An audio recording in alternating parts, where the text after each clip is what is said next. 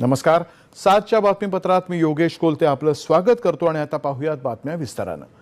महानुभाव पंथानं भारताच्या आध्यात्मिक चळवळीमध्ये महत्त्वाचं योगदान दिलंय. त्यासोबतच या पंथाचे संस्थापक चक्रधर स्वामी यांनी त्यांच्या प्रागतिक विचारातून समाजाला योग्य दिशाही दिली असं मुख्यमंत्री देवेंद्र फडणवीस यांनी म्हटलंय. मुख्यमंत्र्यांच्या प्रमुख उपस्थितीत आज नाशिक इथं अखिल भारतीय महानुभाव परिषदेचं अधिवेशन झालं तेव्हा ते बोलत होते. ज्यावेळी महाराष्ट्रामध्ये जातीपंथाचे भेद वाढले होते आणि समाजामध्ये एक प्रकारची ग्लानी आली होती, त्या काळात महानुभाव पंथानं विषमता दूर करून सर्वांना एका सूत्रामध्ये बांधलं.